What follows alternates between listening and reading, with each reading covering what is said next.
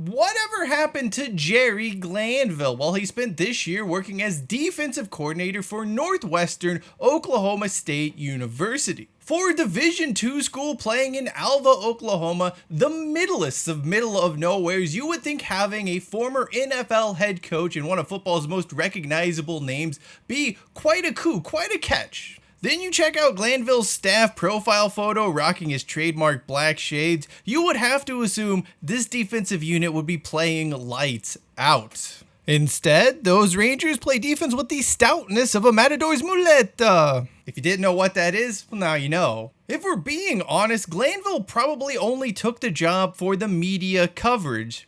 78, 62, 56, 50, 44, his unit is leaking points. Now, look, this isn't entirely his fault. NOSU football wasn't good before he showed up, and it hasn't been good for some time. On the other hand, when you walk onto the field looking like a long-lost member of the NWOB team that was relegated to Thunder, you need to walk the walk in addition to talking the talk. Ultimately, swagger without results makes you a phony. Because I'm a phony. I'm not a phony. And there has been no bigger phony out there than Jerry Glanville, who is just stuck out like a sore thumb. From the Sega Genesis game he slapped his name on, threatening to kick rival coaches' asses on the condition he meets them in an elevator, and making a trophy for himself, to a peculiar stop at Portland State and an ill-fated attempt to become a NASCAR driver in between, Glanville certainly courted his fair share of headlines, all of which distracted from the fact that his defense is Glanville's calling card. What he was known for as a football coach were most years not very good. This is the story of football's biggest phony, the man in black. The Houston Oilers are a dirty team. They're scum. They're dirt. You're a big fat phony! Just know that. I'm serious. This ain't up for a vote. You ain't got a vote. I sent him a black rose, which meant that as far as we were concerned, he was dead. To me, it sounds a little, how you say, phony. I've been a Jerry Glanville fan since the House of Pain. Each position will be coached fundamentals by our coaching staff. Knock the damn guy out! It's a fake-filled world, a phony world. On, we live in a phony world. Come on now. Jerry Glanville left 2 tickets for Elvis for every game. I never did it one time. Like you didn't call me a phony! Take that blitz and stick it up your Jerry Glanville. I think of Frank Sinatra. Not the way everybody would do it, but we did it our way. A great big phony! Jerry Glanville's coaching career is proof that talent, knowledge, and skill are all secondary to snazzy marketing and being in the right place at the right time. You sell the sizzle and not the steak, and by God, Glanville has the sizzle. There's always a lot of talk about how Glanville's defenses were hard-hitting and aggressive. All of that belies the fact that Glanville's defenses were at best mediocre most seasons, and in many years, they were just flat out bad, unable to stop anyone. A couple of positive experiences early on in his career allowed him to build this backstory for the character he eventually morphed into. A fella from Ohio who listened to Roy Orbison's "I'm a Southern Man" one too many times and then just started to be Orbison's doppelganger. After spending his early career in the college ranks, mostly at Georgia Tech, Glanville's NFL break came when he was hired by the Detroit Lions to serve as a defensive assistant and special teams coordinator. The latter was still a relatively uncommon position in the NFL during the mid-1970s. Before the Lions gig, Glanville allegedly interviewed with Washington head coach George Allen, but became annoyed when being asked to come in for a follow-up interview the next day where Allen had wanted Glanville to interact with other coaches. The future Oilers boss would go on to sum up the experience by saying, "I am thinking this is supposed to be an interview, not a seminar, so I called the airlines and went back to Atlanta." That's a good attitude to have. You know, Allen and Glanville might have been at the extreme ends of the spectrum as far as coaches were concerned. Allen was hardworking, detail-oriented. He was really just committed to the job. Glanville kind of liked coaching, but mostly because it was a social thing for him. It's just hard to see these two coexisting together. Anyway, Glanville's work with the Lions special team unit, well, wasn't exactly great. They missed a ton of extra points and their average return for punts and kickoffs was middling. I guess the punt units were okay. Really though, Glanville's main contribution to the Lions during his tenure as special teams coordinator was working with a young Bill Belichick who was his assistant. That dubious track record did not matter to Lehman Bennett, who had been hired as the new coach of the Atlanta Falcons and needed a defensive assistant. He tabbed Glanville to lead the defensive back, something Glanville had had experience with. He also wouldn't hire a defensive coordinator. This is like a weird thing in the 70s and even the 80s. Glanville would later do this in Houston, where there were no coordinators as such. You just had position coaches and they would all come together to cobble together a game plan. That brings us to Jerry's finest hour, the Gritz Blitz Atlanta Falcons of 1977. By far and away his best defensive coaching job. The unit would set the single season NFL record for fewest points allowed. It was the NFL's best defense that year, and it wasn't even close. Yet this accomplishment is far less impressive. It almost deserves an asterisk when you go down and you look at who Atlanta faced offensively and some of the quarterbacks they were going up against that season. There were the LA Rams, quarterbacked by Joe Namath, he of shot knees. This was actually be one of only 4 games Namath suited up for the Rams. The New York Giants featured a combo of Jerry Goldstein, a 12th round draft pick in 1976, who was starting his second game in the NFL, and Joe Pisarcik, a dude who had spent the past 3 seasons in the CFL after going undrafted. The 49ers trotted out a pre-Raiders Jim Plunkett, Bill Avellini, a guy who never threw more touchdowns than interceptions in a season. They faced a Lions side with Greg Landry, a dual-threat passer who could no longer run or throw under center. When the Falcons actually had to go up against a good quarterback in the form of Fran Tarkenton and the Minnesota Vikings, they performed solidly, but were hardly this all-time great defense. They also conceded 21 points to a New Orleans Saints side in a tailspin so bad, they would go on to become the first team to lose to the Tampa Bay Buccaneers ever. Were the Gritz Blitz Falcons a statistically great defense? Yes. Did they benefit from playing some of the worst offenses and worst quarterbacks the NFL had to offer maybe any time in history? Also, yes. For the record, that Atlanta team finished 7-7 and missed the playoffs. The 78 season, they still were good defense, but not quite the level of the Gritz Blitz. They at least made the playoffs that year. In 79, Bennett would promote Glanville to defensive coordinator, and well, he led a totally miserable unit. Things would be a lot better for Atlanta in 1980. They finished with 12 wins and were crowned NFC West champs. Glanville's defense, though, it was very odd. So the pass defense was one of the NFL's worst, yet no one could run on the Falcons of 1980. It's just one of those peculiarities. The season ended on the sourest of notes though. Atlanta blew a 14-point lead to the Dallas Cowboys in the divisional round when Danny White threw for more than 300 yards. This was actually the first time in Danny White's entire career that he threw for 300 yards in a single game. The story for Glanville's defenses were similar in both 81 and 82. The latter season saw Atlanta choke away another second half lead in the playoffs, this time falling to the Vikings. After the season, Falcons general manager Tom Bratz decided to clean house, firing Bennett and his coaching staff, although apparently Glanville didn't get the memo. He's actually tried to claim he wasn't fired, going as far as to say Bennett told him to leave. Here's the deal, that timeline makes no sense. The Falcons lost on January 9th, 1983. Bennett went on record to say he was surprised when he was informed he was being let go by Atlanta on Thursday, January 13th, and the decision was made public a day later. There was legitimately no way for Glanville to have been told by Bennett to leave and then in the span of a few hours go land a job with another team. This, though, is one of the many odd statements, one of the irregularities that Glanville has parroted over the years. These musings have always been designed to make him look better than he really was. By the way, Glanville would actually invoke the "I've never been fired" line a few years later when his seat in Houston was heating up. Bending the truth aside, Glanville was able to parlay his one season in Buffalo under future Sacramento Surge and Gold Miners coach Kay Stevenson into another defensive coordinator position, this time linking up with the Houston Oilers. That franchise is still reeling from the departure of Bum Phillips in 1980. They never quite recovered after that. The hope, though, was things were going to get better. There were reasons for optimism, most notably the Oilers had signed Warren Moon, who was reuniting with his CFL head coach, Hugh Campbell. That partnership didn't click stateside. Meanwhile, Glanville's defenses, well, things weren't so great over there either. They were leaking points. They couldn't stop the run. They couldn't stop the pass. Basically, the worst combination if you're a defensive coordinator. In 1984, Houston had the worst rushing defense and a middling pass defense. They were bottom 3 in turnovers and sacks.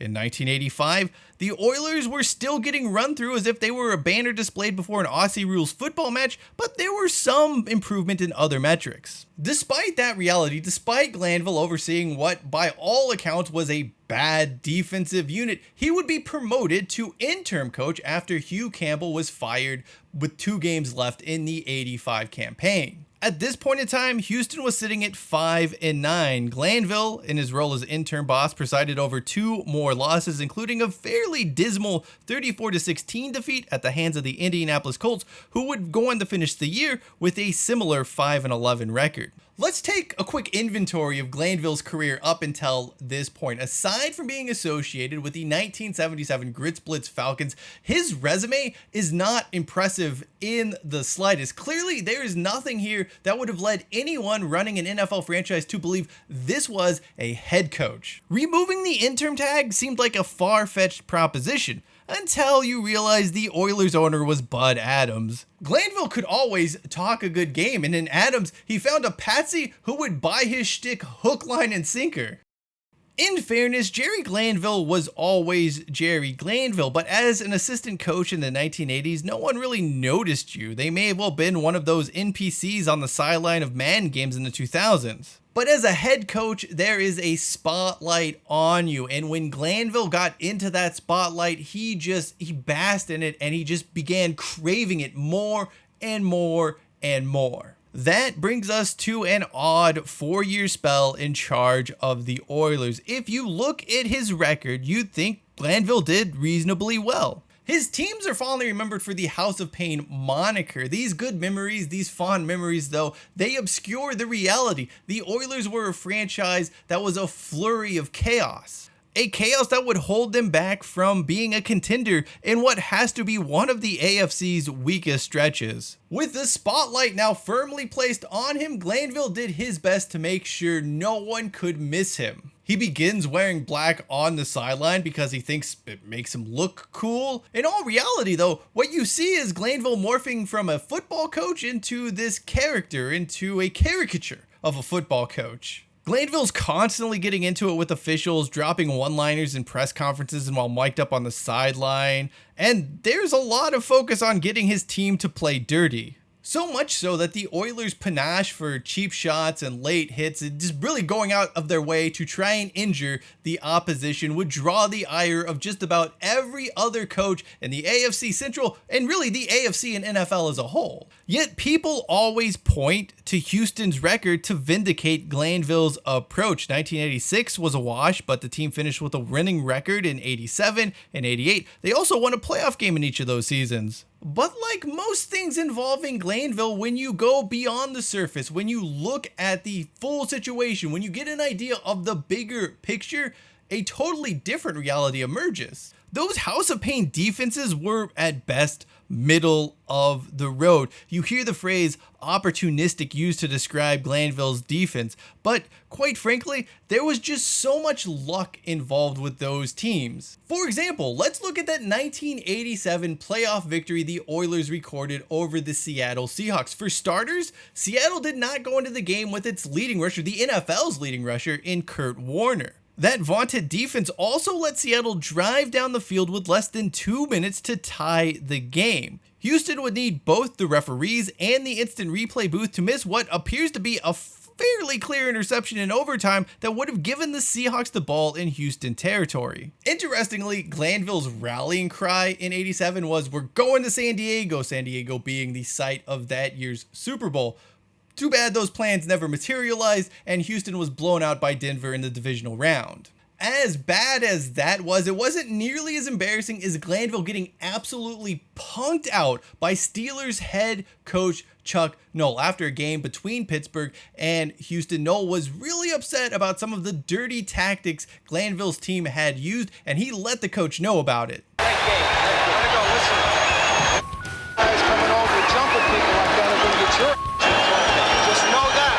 I'm serious. The braggadocious Glanville wilting in the face of confrontation is a pretty common theme throughout his career, as we will see later on. Anyway, Glanville would pin the team's struggles on the offense, firing coordinator Dick Jamieson. While the Houston offense had some run and shoot elements to it in 1987, the team just went full run and shoot in '88 with June Jones and Kevin Gilbride orchestrating things. This would prove to be both a blessing and a curse for Glanville. '88 went much the way of '87, although those Oilers tried their damnedest to choke things away. They lost their final game of the regular season to the Cleveland Browns despite leading 27-3 in the third quarter. Glanville's defenses allowed 38-year-old journeyman quarterback Don Stock to throw for 326 yards on the day. The loss consigned Houston to a road game in the wild card round against Cleveland. The Browns actually found themselves down to their third string quarterback in this game, yet they still managed to hang around. In fact, had the NFL allowed 2-point conversions at this time,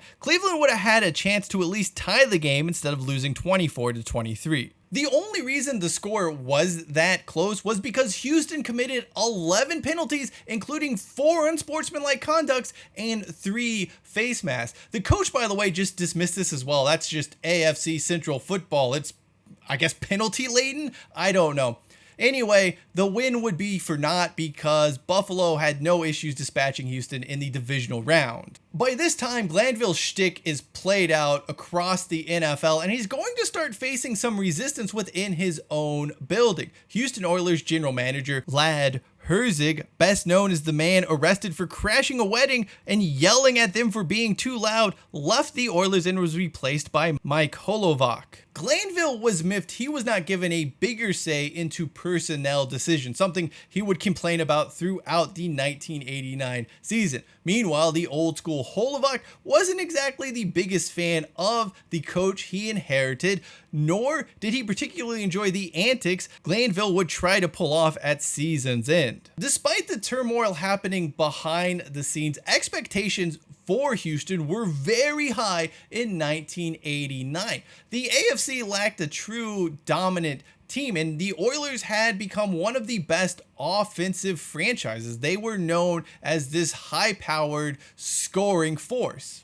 If the defense was even above average and the team managed to cut down on the penalties, this was without question a Super Bowl contender. Instead, you got another uneven season under Glanville, who was focused on stunts and personal feuds and not always on winning football games. The campaign opened up with an absolutely ugly loss to Minnesota, in which his defense allowed a Wade Wilson-led Vikings to score 38 consecutive points. However, it would be a Monday night showdown in the Astrodome against the Cincinnati Bengals that would be the beginning of the end of Glanville's time in Houston. For some reason, the head coach made a big production about how he was going to invite Houston Astros manager Art Howe to the game, dress him up like a coach, and have him make hand signals. This was because he felt the Bengals were stealing hand signals, and quite honestly, the Bengals were well known within the NFL for stealing signals. Howe was not dressed up like a coach on the sideline. The Oilers went on to win the game, but it would really be the final straw for Bengals head coach Sam Wyche, who had seen enough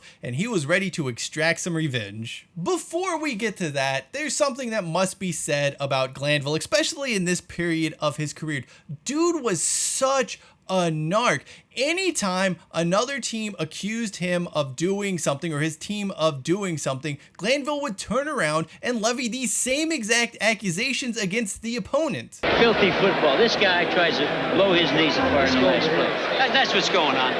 He tried to blow his Not only would he tattle on them, but at some point during every one of these press conferences, he would say, "I'm not complaining about the situation," but it was so painfully obvious dude was complaining about the situation. Like, why would you bring it up if you weren't complaining? He did this like all of the time. It's such a phony baloney move. Anyway, Houston went into its final 2 games of the '89 season, needing just 1 win out of 2 to clinch the AFC Central title. 2, meanwhile, would have given them a first round bye in the playoffs and a home game in the divisional round. First up was a trip to Cincinnati where Weish was out to absolutely humiliate Glanville in his Oilers, and boy almighty, did he ever do that. The Bengals annihilated Houston 61-7, with the game perhaps best remembered for the home team kicking a last-second field goal despite being up by more than 50 points just to finalize the 60-burger.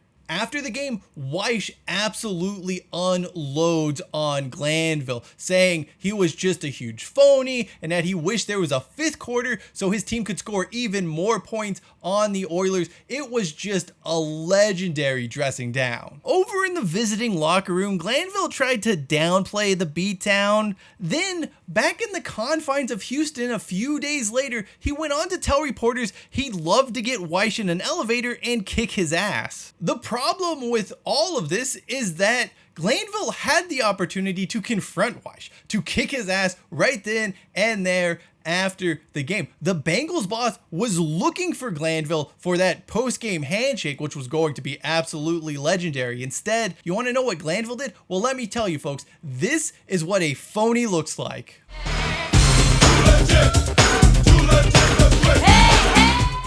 That's right, Glanville ran away like a scaredy cat. This is just such an absolutely ridiculous scene. By the way, the television cameras didn't capture this because they had switched to the other game, but it was widely reported that Weish stood on the field waving goodbye to Glanville. Whether that's true or not, who knows? I mean, whatever the case may be, what we do know is Glanville once again wilted under the threat of a confrontation like a daffodil. Talking a big game days later, hundreds of miles away, only vindicated Weish comments that Glanville was this huge phony. Better yet, why was the Oilers coach even focusing on Cincinnati or the previous week? He had a must-win, or not necessarily a must-win game, but he had a huge crunch fixture against Cleveland that week he should have been paying attention to. Houston got off to the worst possible start against Cleveland, with the Browns rushing out to a 17-0 lead. The Oilers stormed back, grabbed a 20-17 lead in the 4th quarter, only for ill discipline and bad defense to allow the Browns to score the game-winning touchdown. Despite reaching the playoffs, despite being in the postseason, things were not looking good for Glanville. There was a report during the build-up to the playoff game that only an appearance in the Super Bowl would save his job. Unfortunately, old friend Chuck Noll was waiting in Pittsburgh with a hammer and nails to shut his coffin. The Oilers may have been the better team on this day, but the Steelers still sent them packing. Karma had finally caught up to Glanville, who, despite never being one to complain, spent a huge portion of that post-game press conference complaining about sources and leaks about the reports of his job security. Safe to say his job wasn't nearly as secure as he thought. A big reason for that is Glanville ends up wildly overplaying his hand here. He thinks he's going to outfox the general manager, get Bud Adams to give him more say in personnel control, and emerge victorious with a contract extension in hand. The entire situation begins on January 2nd, when the team has a brief press conference saying Glanville was going to be the team's head coach in 1990.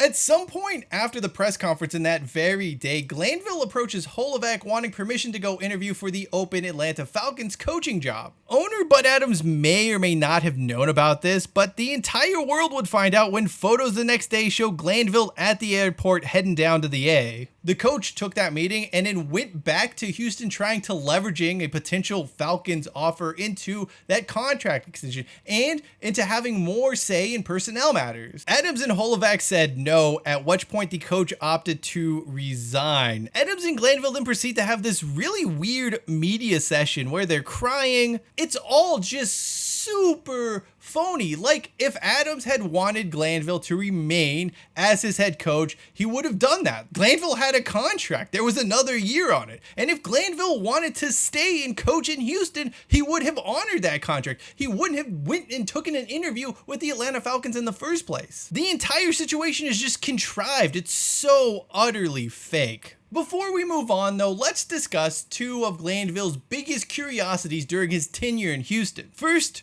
we have to talk about those tickets he left for Elvis, who had been dead for some time. This has become one of those weird cases of telephone where something happened and the truth becomes distorted over time. In his book, Glanville writes about leaving tickets for celebrities at games. Sometimes they were living like Lonnie Anderson, and other times they were for deceased figures such as Elvis. The reason the Elvis story took on a life of its own is, well, because Glanville leans into it. The title of Glanville's book literally starts with the name Elvis. He also has invoked Elvis an absurd, almost an unbelievable amount. In later years, Glanville has gone on to try to distance himself from that Elvis story. He's even gone on to dismiss it as fake news. Here he is in an interview on the Rich Eisen Show a few years back. So how many tickets in your career did you leave aggregate for Elvis? One game, and how about this? I walked into the Falcons, and on the left they have a Hall of, whatever they call it, Hall of Fame, whatever they call it, the Falcons. And there's a Jerry Glanville section. I go over to the Jerry Glanville section to read it. In the Hall of Fame section, in the Atlanta Falcon building, says, and Jerry Glanville left 2 tickets for Elvis for every game. I never did it one time. Are you serious? You would think where I worked would get it right. But the internet says different. And if it's on the internet, it's the truth. It's like CNN. Fake news every day. I take umbrage with that. In fact, I take extreme umbrage with that. Glanville is the one who cultivated this narrative about the Elvis tickets. He's the one who exacerbated the narrative about the Elvis tickets. That entire story was his doing. He could have easily clarified this at any point in time while he was a head coach. Nope, he wanted folks to bring it up. He wanted the attention that came with it being brought up. Don't say that's fake news. That was not fake news. That was a situation of your own doing. By the way, this is a great reminder that anyone using the phrase fake news is either lying to you or trying to hide something. Moving on, the other oddity from Glanville's time in Houston was that he was jealous of the offense due to the attention it received. I mean, it was the best part of Houston during his tenure. This is a claim that has been levied at him from a few different people, most notably Warren Moon. I actually don't believe Glanville was jealous of someone in the organization getting more attention than him. After all, a few years later, Glanville's going to give Deion Sanders the biggest spotlight here. So it's not like he didn't want other players outshining him. He just didn't want other offensive players or the offense in general to outshine him. It's okay for Deion to be a star because he was a cornerback and not a quarterback. Glanville, as he became a bigger attention monger in those final years with the Oilers, it was really because he desperately needed to demonstrate some sort of value. He had nothing to do with the offense. And what good is a defensive-minded head coach when the defense isn't very good? Like, someone's going to catch on eventually. But by being loud, rambunctious, brass, flashy, whatever you want to call it, it can be very distracting. Don't get me wrong, Glanville has never met a microphone he didn't like, but there was certainly an element of self-preservation in his actions.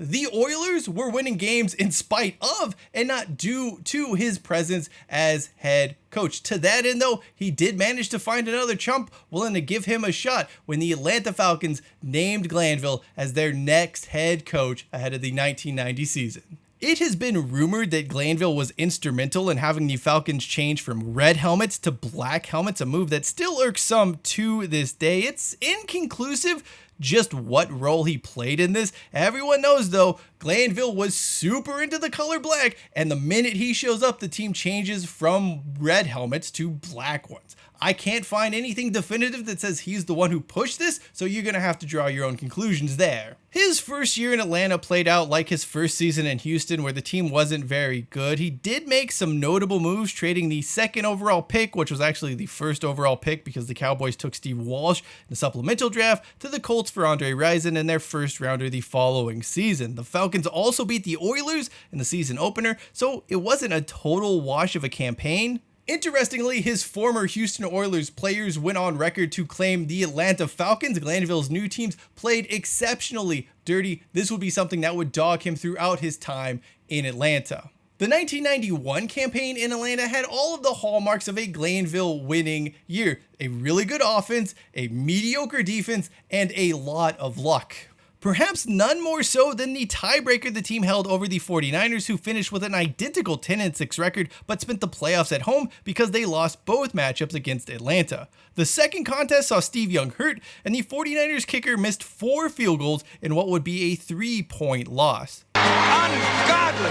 My God, somebody caught the ball! Oh yeah, Glanville also goes on to create something called the 1991 California State Championship. He makes a trophy. Well, he claimed a fan gave him the trophy. Yeah, sure thing, boss. The trophy was created because the Falcons had defeated all the California teams during that season, which is why it earned the moniker of California champions. This would have been fine had Glanville and the team just stopped there, but they did not, and we will learn more about that in a little bit.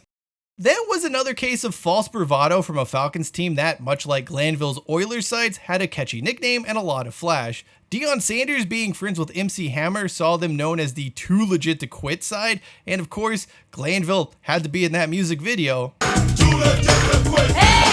The issue was that Glanville, those Falcons, I mean really MC Hammer, if we're being honest here, they weren't too legit. They weren't legit at all. They were all flash, no substance. Sure, they beat the New Orleans Saints in the wild card round, but that was against Jim Mora, a coach who would win 0 playoff games in 15 NFL seasons. The divisional round took the Falcons to Washington, and they were just outclassed on a rainy, miserable day in the nation's capital. Glanville, for his part, was super pissy in the build up to this contest. He spent a lot of time complaining about how he was unfairly treated by officials, this, that, and the other. That was all, by the way, to deflect from the fact that Washington had absolutely boat raced Atlanta earlier in the year 56-17. Maybe if he had spent more time coming up with a game plan and not crying about perceived injustices, or not sending the entire team out for the coin toss of that playoff loss, or not letting MC Hammer on the sidelines, or not letting MC Hammer keep players out past curfew,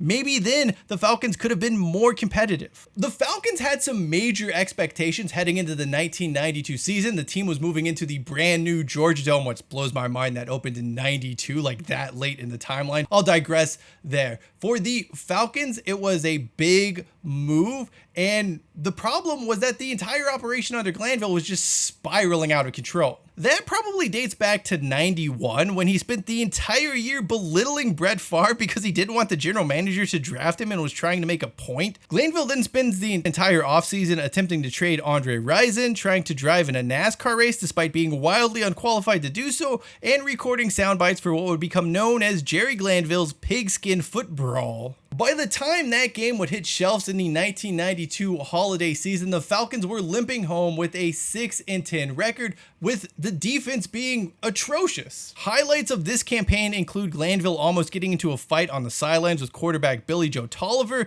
and sending his wife out on a media blitz during the last week of the season to talk about how sensitive he was. Come on, dude. You spent the entire offseason dicking around, put together one of the NFL's worst defenses that year, and then you have the audacity to send your wife on a media blitz to soften the blow. What a phony move. The most absurd moment of 1992 came when the Falcons headed to Candlestick Park for a showdown against the San Francisco 49ers. Atlanta is 2-4 at this point of the season, but for some reason, Glanville thinks it's a good idea to bring that California State Champion trophy from last year to the game. Not only that, but they were parading it on the field before the contest. Maybe, just maybe, you don't want to do that in front of a franchise that had won multiple Super Bowls in the past decade. The 49ers proceeded to put up 42 points on the Falcons in the first half and finished the day with 56 and almost 600 yards on Glanville's vaunted defense. Instead of throwing that trophy away, instead of chucking it into the bay right then and there as they should have, Glanville actually keeps this thing. It should be noted the only trophy he won while an NFL coach was a fake one a fan wink made for him. Ahead of the 1993 season, the Falcons spent big in free agency. For Glanville, though, he was in the last chance saloon, sitting on the hottest of hot seats. They started the season 0-5, and the coach was just becoming increasingly miserable. Glanville would then find himself in a spot of bother in mid-November when it was reported he was going to race in a NASCAR Busch Series race one day before the team was scheduled to take on the Rams in Los Angeles. Track officials actually confirmed Glanville's plans to do just that. I mean, the coach would go on to deny him and say it was a misunderstanding or whatever, but basically, the Falcons front office caught wind of the plan and reminded Jerry, hey, your team's 2-6 at this point. Maybe you should be focused on, winning football games and not driving in the Busch Series. It wasn't enough to keep him employed. Another 6-10 season in which the Falcons had a good offense and a miserable defense saw the team do what Glanville had spent years trying to avoid. They promoted offensive coordinator June Jones and the head coach and said, see you later to the head case, the phony that was Jerry Glanville. Glanville spent the next few years or so doing some of the worst color commentary on Fox. He eventually became entangled in this odd contract dispute between them and CBS. He would be just as bad on the NFL Today. He also managed to cash a few .com bubble paychecks as well, linking up with maxfootball.com before they went belly up in 2001. When he wasn't stinking up the airwaves with antiquated and just flat out wrong opinions about football, he was racing cars, sometimes in the Busch Series, other times in the Truck Series or ARCA West. He wasn't great at it, but Glanville wasn't the worst racer in the world. He was just pursuing something he enjoyed to do, and I'll give him credit for that. He was also injured in a 1998 qualifying crash in Phoenix. He did crash quite a few times, if we're being honest. By the mid-2000s, Glanville is panhandling for any football coaching opportunity he could find, going as far as to interview for the head coaching position at Division II Northern State University. The problem, though, is no one is buying what he's selling at this point in time. He'd been out of football for more than a decade and was promoting himself as the defensive guy who was responsible for some pretty bad defenses. Then an old disciple came calling. June Jones, the man who replaced Glanville with the Atlanta Falcons, was entering his 7th season as head coach of Hawaii. He really needed to turn around the team's defenses as he felt they were holding them back from being a true contender for potentially a national championship. I mean, their offenses were the best in the country, but their defenses were literally the worst in the country. Why he thought Glanville was the man for this job, I'll never know. But I think more importantly, there was an odd case of Glanville refused to talk to Jones after he was fired in Atlanta. He went his way and I went mine, and we hadn't spoke one word in 12 years.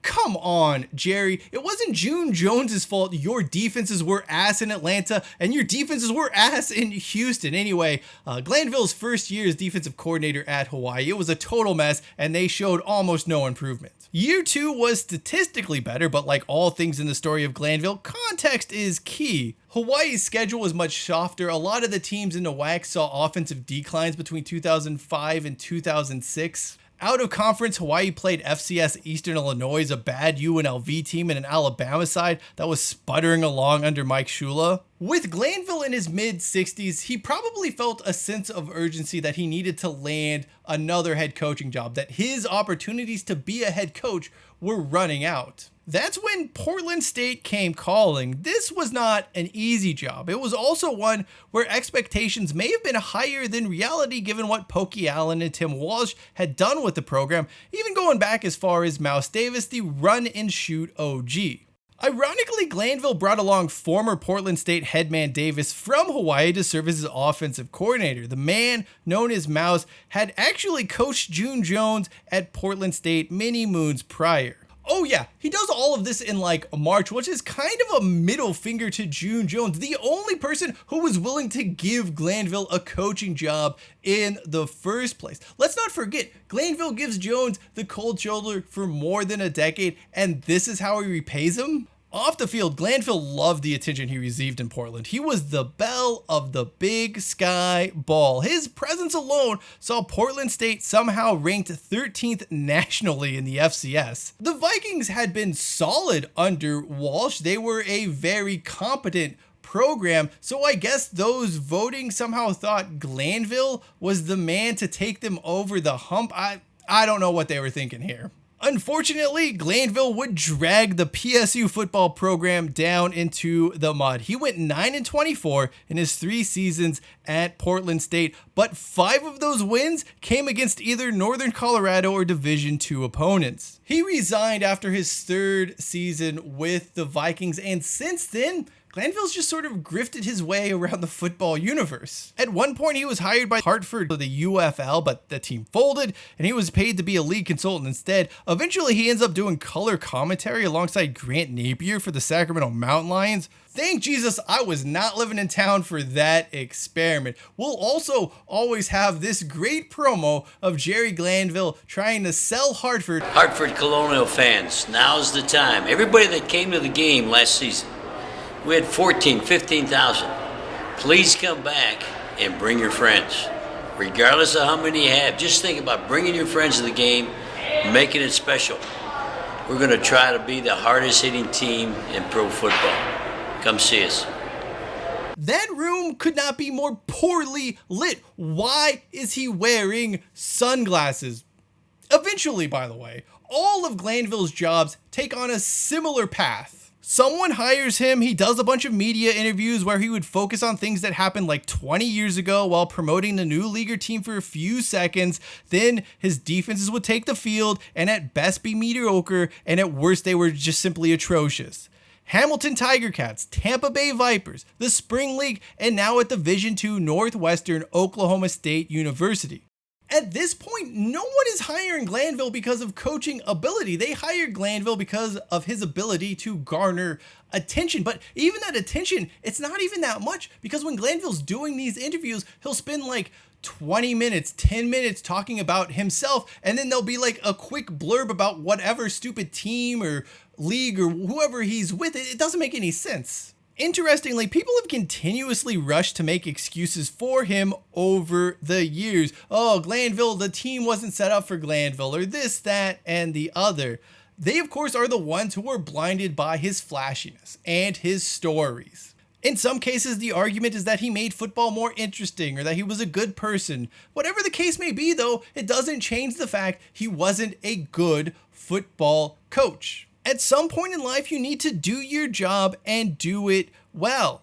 If that isn't bad enough, what really gets me is the platform he still receives from the press, even to this day. No one has the courage to call him out on his phony ways or his many excuses. It's a constant love fest for a man whose only real contribution to football coaching was perfecting the art of the cheap shot and being kind of a dick to people. At his core, Jerry Glanville is nothing but a phony, a man from Ohio posing as the rootinest, tootinest football coach on both sides of the Mississippi. A man who loved the attention football coaching brought him, but didn't care all that much for the work. Who needs results when you can sell yourself? He parlayed a good season as a secondary coach in 1977 that was due more to the teams he faced, the terrible offenses he was fortunate enough to go up against, than any actual work he put into building that defense into a career that has now spanned 7 decades. Ultimately, Glanville is remembered for quips and antics that portray him as this fun character who was good for football. What he needs to be remembered for is this. Guys coming over, jumping people like that are going to get your just know that. And this. And this. And all of the other times Glanville had the opportunity to back up his blustery talk, but opted to run for the hills like the phony he was is and should forever be remembered as Phony! A great big phony! Everything is phony. Thank you for watching this video. If Jerry Glanville was a massive phony, Todd Christensen was one of the most authentic people the sport had to offer, and you can learn more about his story by checking out the video in the upper right-hand corner of your screen. Until next time, I am Cheyenne Hollis, this is The Touchback, and as always, hashtag take it out to the 25.